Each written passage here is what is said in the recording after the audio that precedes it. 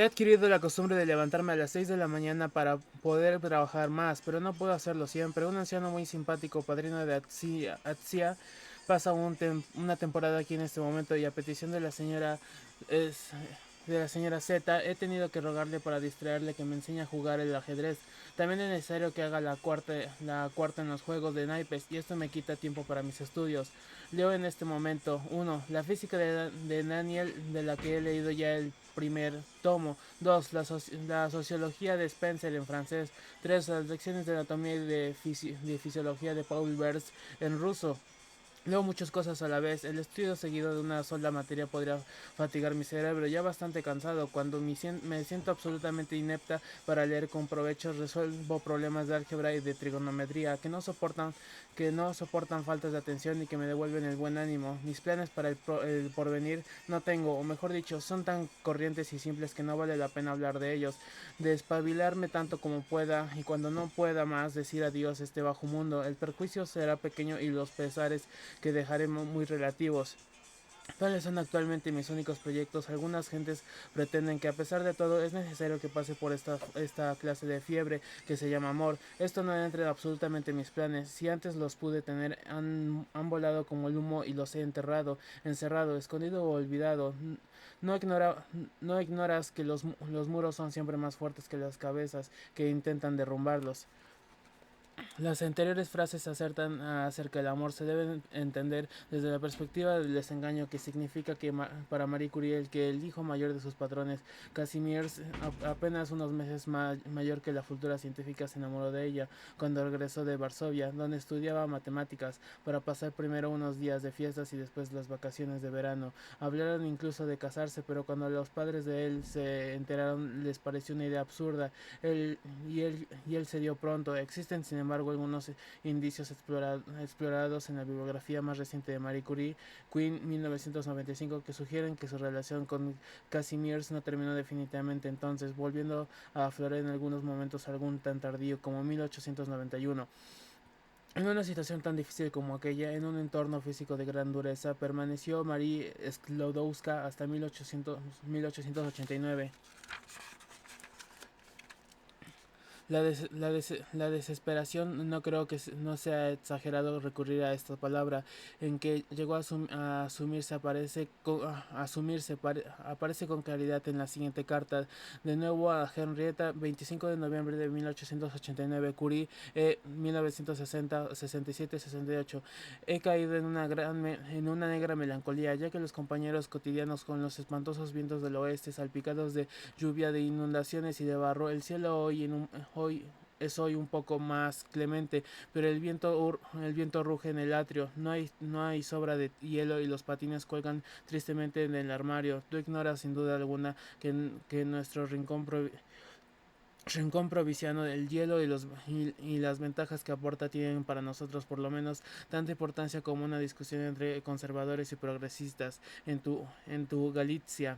No lo interpretes como que tus relatos me aburran, al contrario, es una verdadera satisfacción para mí saber que existen comarcas geográficas donde la gente se agita e incluso piensa, mientras tú vives en el centro del movimiento, mi existencia se asemeja extrañamente a una de esas linazas que coincidían las aguas más que bañan nuestras riberas. Felizmente espero salir pronto de este letargo. Me pregunto si al verme de nuevo jugarás con los años que acabo de pasar. Entre estos seres me han hecho bien o mal. Todo el mundo dice que durante mi permanencia en Suiziski he cambiado mucho física y moralmente. No me sorprendería, apenas tenía 18 años cuando llegué aquí, y que será lo que no haya padecido. Has habido momentos que contaré entre los más crueles de mi vida. Siento muchas cosas violentamente con una violencia física y luego me sacudo. El vigor de mi naturaleza se remonta de nuevo y me parece que salgo de una pesadilla. Primer principio, no dejaré abatir ni por los seres ni por los acontecimientos Cuento las horas y los días que me separan de mi viaje hacia los míos. También la necesidad de nuevas impresiones de cambio de vida y de movimiento. Me, atena me atenaza por momentos con tal fuerza que tengo deseos de cometer las más grandes locuras a fin de que mi vida no sea eternamente igual. Felizmente tengo tanto trabajo que estos accesos me dominan raramente. Es mi último año de estar aquí. Es necesario que me esfuerce para que los exámenes de los niños salgan bien. Fue en la Pascua de 1889 cuando María abandonó el hogar del Zorowski. Por entonces ya sabía que Bronia, su hermana, tenía intención de casarse con un compañero de estudios llamado Casimir Dlusky. Este hecho no implicaba todavía ninguna modificación en las obligaciones de Marie, quien encontró un nuevo empleo también como institutriz, aunque esta vez en Varsovia, cerca por tanto de su padre, pero Bronia no había olvidado el pacto con su hermana y en marzo de 1890 escribía a Marie Curie en 1960-71. Si todo marcha como esperamos, podré casarme durante las vacaciones. Mi novio ya será doctor y yo he de hacer más que mi último examen. Nos quedaremos todavía un año en París, durante el cual terminaré mis exámenes y luego iremos a Polonia. No veo nada en nuestros proyectos que no sea razonable. Dime tú misma si no tengo razón. Recuerda que tengo 24 años, que no son nada, pero que él tiene 34, lo cual ya es más grave. Sería absurdo esperar más tiempo. Y ahora tú, querida Manía, es necesario que hagas algo de tu vida. Si reúnes este año algunos centenares de rublos. El año próximo podrás venir a París y vivir con nosotros, en donde tendrás cama y comida. Es necesario de todas maneras que tengas estos centenares de rublos para la inscripción en la Sorbona. El primer año vivirás con nosotros, pero el segundo y el tercero, cuando nosotros nos estemos, creo que papá podrá ayudarte. Es necesario que tomes esta decisión. Hace demasiado tiempo que esperas. Te garantizo que en 2 años te licenciarás. Piénsalo y ahorra dinero. Ponlo en un lugar seguro y no lo prestes. ¿Acaso será preferible que lo vayas convirtiendo en francos? Pues el cambio es bueno. Ahora y más tarde puede bajar. Marie, no obstante, dudaba en este sentido. El 12 de marzo de 1890 escribía a Bronia Curie en 1960, 71, 72. Querida Bronia, he sido tonta, soy tonta y seguiré siendo tonta durante todos los años de mi vida, o mejor aún, para decirlo en estilo corriente, no he tenido nunca, no tengo y no tendré jamás suerte. Había soñado con París como la redención, pero desde hace mucho la esperanza del viaje me ha abandonado y ahora que esta posibilidad se me ofrece, no sé qué hacer. Tengo miedo de hablar a papá. Creo que nuestro proyecto de vivir juntos el año próximo le ha llegado al corazón y que está seguro de que será así. Quisiera darle un poco de felicidad en su vejez. Por otra parte, se me parte el corazón cuando pienso en mis aptitudes perdidas y que de todas maneras algo deben valer. También hay de por medio la promesa de que le he hecho a Gela, enamorada por entonces y que trabaja en provincias, de tenerla en casa dentro de un año y de buscarle una situación en Varsovia. Tú no puedes saber la pena que me da. Siempre será la pequeña de la casa y siento que mi deber es velar por ella. La necesito tanto.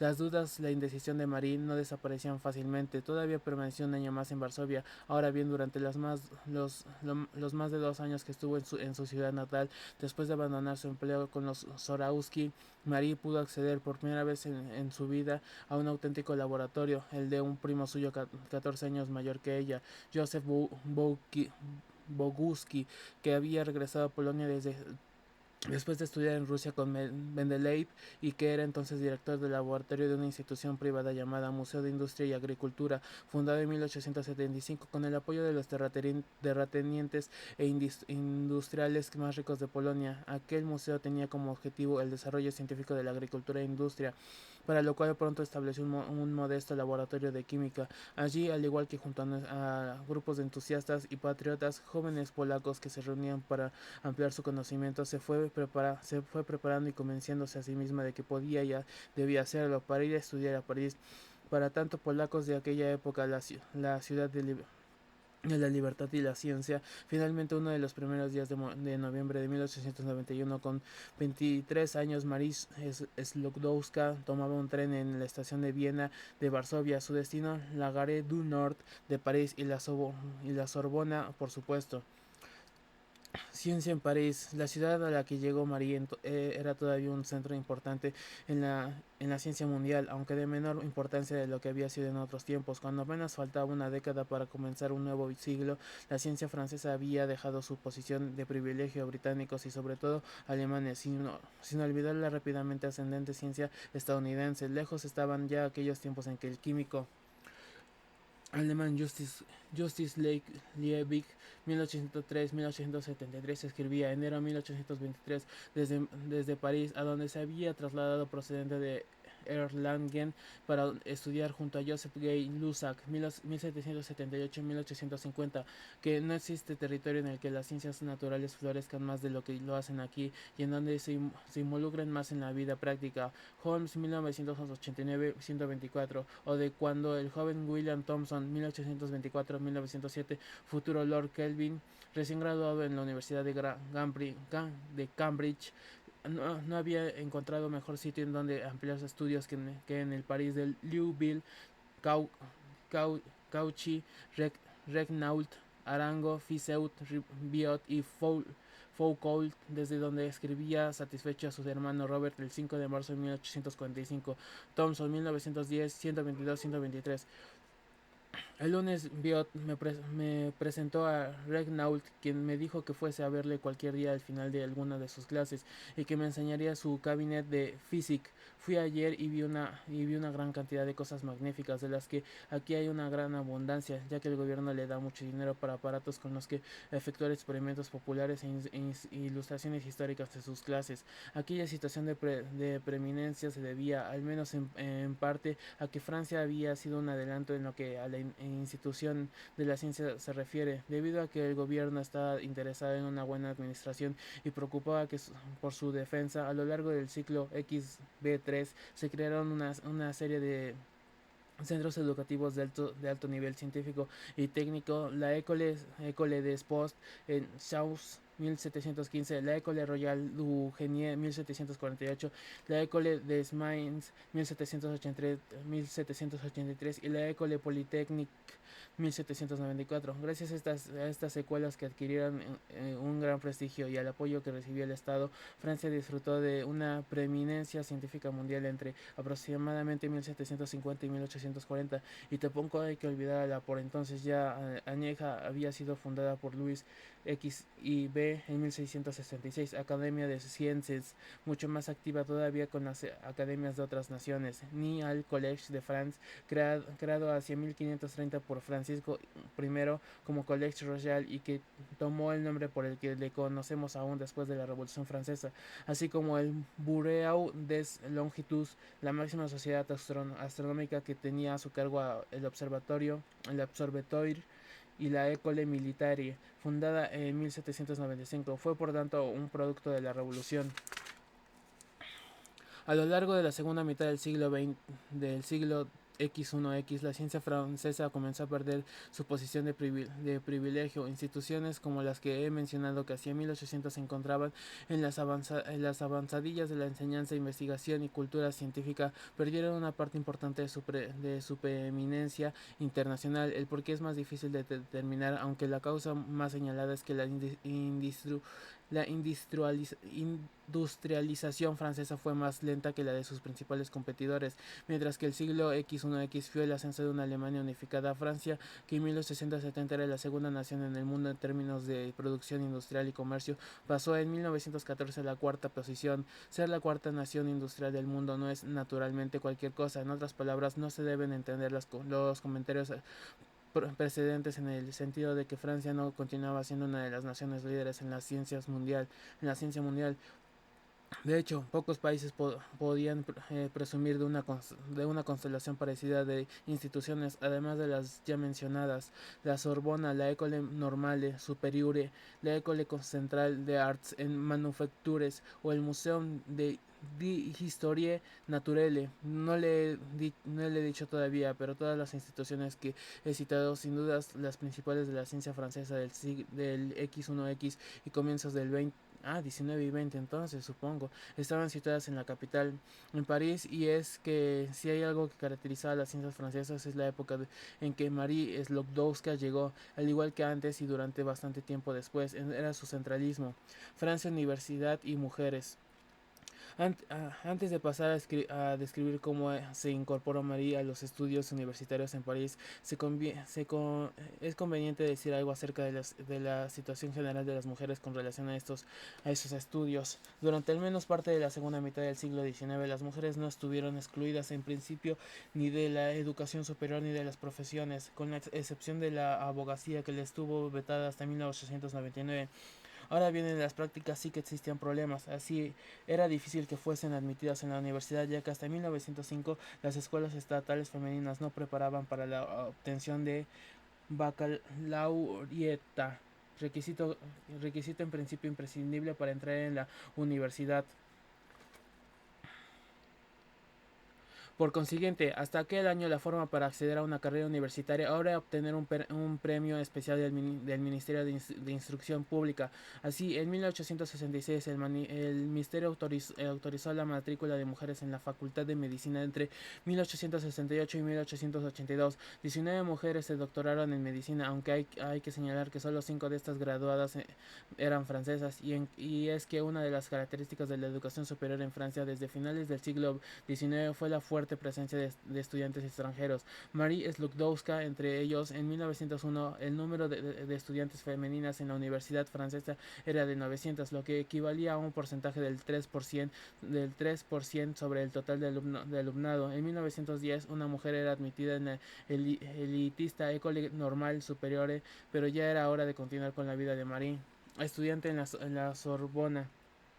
Los cursos en la Facultad de Ciencias de Sorbona comenzaron en 1891, el 3 de noviembre, y a ellos se incorporó Marie Sklodowska, una de las pocas mujeres entre miles de hombres en 1887. En efecto, el año que su hermana Bronia se matriculó en la Facultad de Medicina, el número de mujeres que asistía a los cursos de la Sorbona era de 215, la mayoría extranjeras y estudiantes de medicina. 5 años después, cuando Marie iniciaba su carrera, el número había disminuido algo a 210, una minoría entre la población total estudiantil que entonces superaba los 9.000 alumnos, pero una cosa era matricularse y otra llegar a obtener el correspondiente título. En 1893, el año en que María obtuvo su licencia es Sciences, solo otra mujer se licenció en toda la Universidad de París. En 1894, cuando logró su licencia en matemáticas, fue una de las 5 que se graduaron. En cuanto a la cantidad de mujeres matriculadas en la Facultad de Ciencias en su primer año eran 23 de un total de 1825 alumnos. Como acabo de mencionar, María optó por estudiar en la Facultad de Ciencias. Allí se encontró con profesores como Gabriel Lippmann, 1845-1921, catedrático de física desde 1886 y futuro premio Nobel de Física en 1908, Paul Appel, 1855-1930, catedrático de mecánica racional desde 1885, Emile Picard, 1856-1941, catedrático de cálculo diferencial e integral desde 1886, o el gran Henry Poincaré, 1854-1912, que ocupaba la cátedra de física matemática y cálculo de probabilidades desde 1886.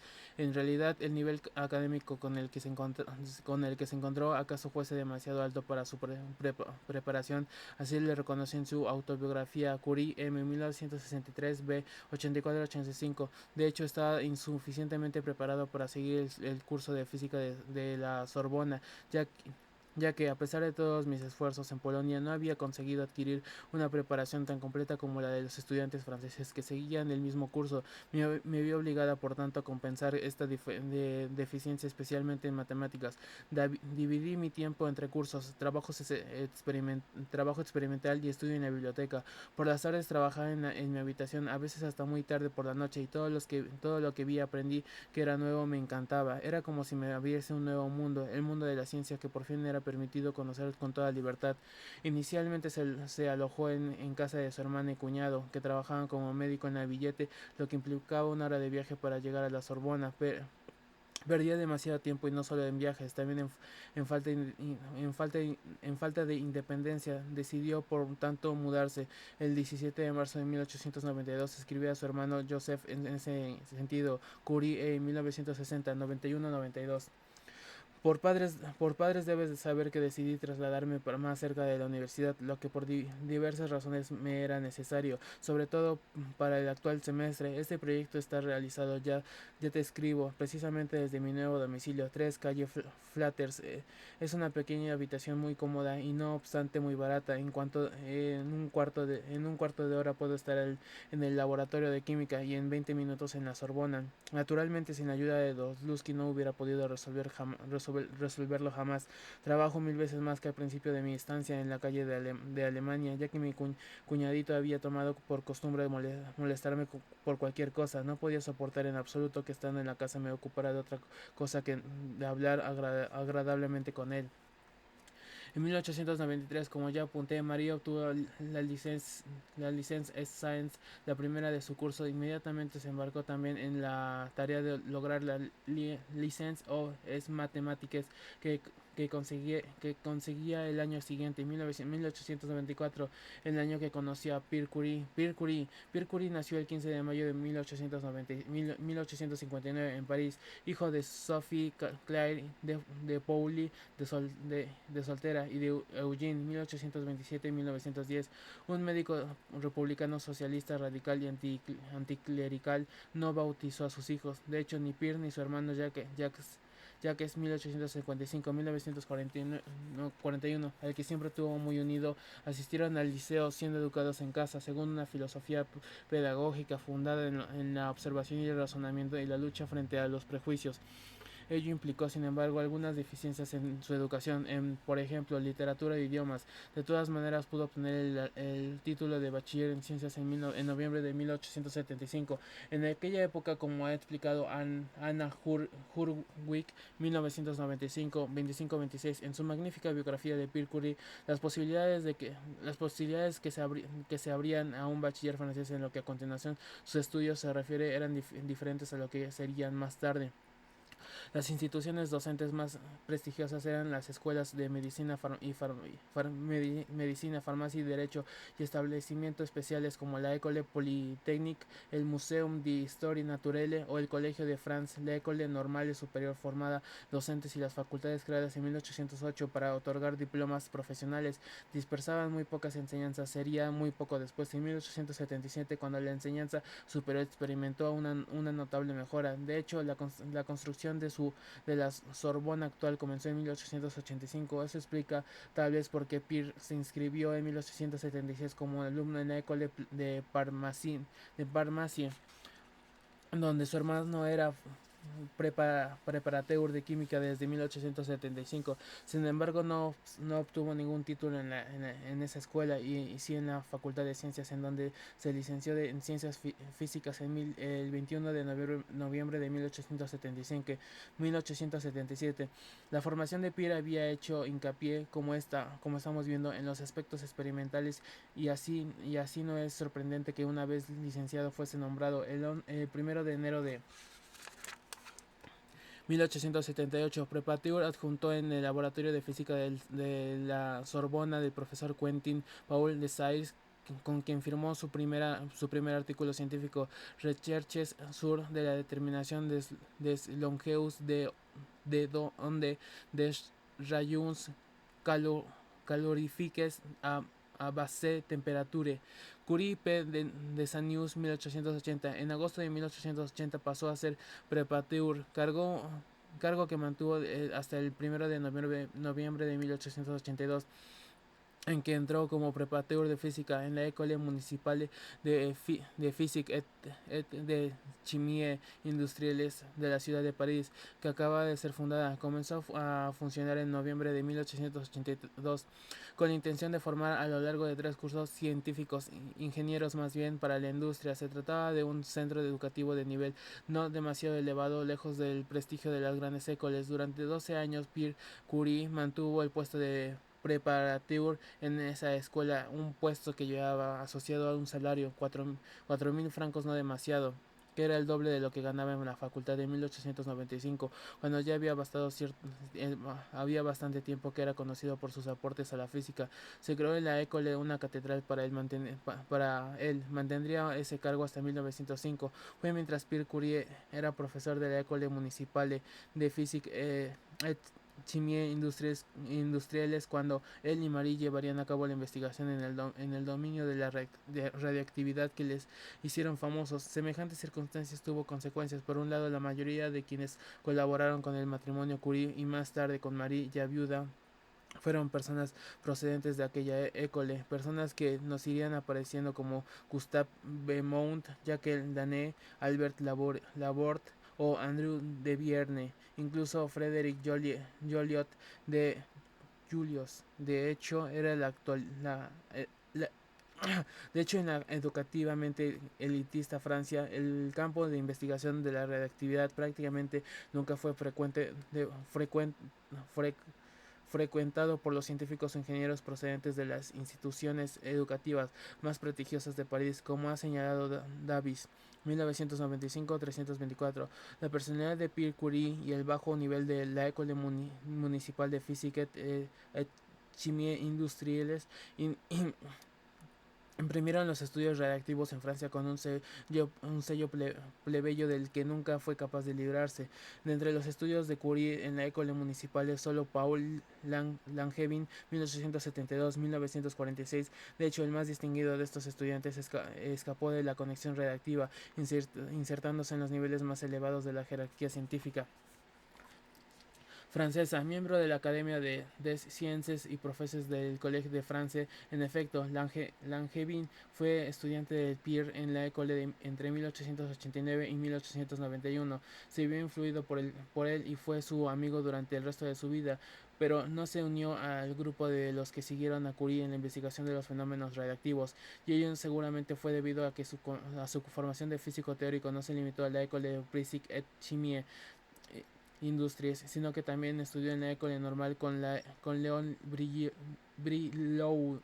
Brilouni 1854-1948, pasando asimismo un año con J. J. Thomson en el laboratorio Cavendish de Cambridge, volviendo al primer puesto de Pierre Curie en la École de Physique et Chimie Industrielles. Tenemos que las funciones de un preparateur habían quedado fijadas con precisión desde la creación de la escuela. Los preparateurs pasaron todas sus jornadas en la école, eran jefes de los trabajos y ayudarán a los alumnos en los laboratorios. Deberían abstenerse de realizar investigaciones personales que les impidan consagrar todo su tiempo a la vigilancia de los alumnos. Afortunadamente, sin embargo, en la práctica las exigencias no eran tan estrictas, pues se permitían la investigación de los preparateurs en los laboratorios de la École, que aunque pequeños podían parecer magníficos cuando se comparaban con los de algunas otras instituciones más prestigiosas. Tan deficiente era la situación de algunas de especialidades experimentales en la Francia de finales del siglo XIX. Esta circunstancia fue especialmente afortunada para Pierre, ya que había mostrado antes de llegar a la École de Physique et de Chimie Industriales su capacidad investigadora. En efecto, además del artículo ya mencionado que escribió con The Science, Pierre Curie había publicado en colaboración con su hermano Jacques, que entonces trabajaba en el laboratorio de mineralogía de Charles Friedel, 1832-1899, en la Facultad de Ciencias, una serie, 2 en 1880, 4 en 1881, 1 en 1882, de importantes resultados sobre las propiedades eléctricas de los cristales, investigaciones que les conducirían al descubrimiento de la piezoelectricidad, electricidad producida debido a presiones. La palabra era formada a partir de la raíz griega piesen, presionar, un término que sin embargo tardaría aún algunos años en ser introducido. Ya en su primer artículo, Curie P y Curie J. 1880, enviado en agosto de 1880 a la revista de la Academia des Sciences de ciencias presentaban el nuevo fenómeno, la aparición de cargas eléctricas en la superficie de ciertos cristales sometidos a variaciones de presión. Hasta entonces el efecto conocido desde la antigüedad era la prioelectricidad, desde la raíz griega piro, fuego. La aparición de cargas eléctricas en un mineral calentado, más concretamente en la prioselectricidad, consiste en una polarización eléctrica producida por la compresión o expansión de cristales en la dirección del eje de simetría, pero también se da en el fenómeno recíproco, la compresión o dilatación de cristales piezoeléctricos cuando se ven expuestos a la acción de un campo eléctrico. Este fenómeno inverso fue previsto por Gabriel Lippmann implicaba una gran dificultad experimental para su detección, toda vez que las deformaciones resultantes son muy pequeñas. Jacques y Picoury en 1881 lograron no obstante ponerlo de manifiesto.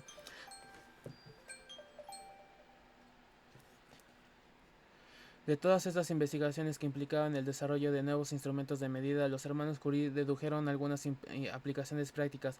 Una particularmente importante, un nuevo aparato, el electrómetro piezoeléctrico de cuarzo, que medía en términos absolutos pequeñas cantidades de electricidad, al igual que corrientes eléctricas de baja intensidad. En su momento, este instrumento que aparece descrito con detalle en un extracto de la tesis doctoral de Jacques Curie en 1889, publicó en 1889, rendiría importantes servicios al estudio de los fenómenos radiactivos, puesto que una forma de poner a estos de manifiesto es mediante la conductividad que provoca en tubos con gases enrarecidos. Las propiedades del cuarzo piezoeléctrico, estudiadas con detalle por los dos hermanos en 1882, Curie P. y J. 1882, fueron prácticamente olvidadas tras la muerte de P. Curie en 1906, y ello a pesar de que el gran Kelvin advirtió de la importancia del descubrimiento como prueba la siguiente carta que el científico británico dirigió a Peale en agosto de 1893, Curie, 1960, 108.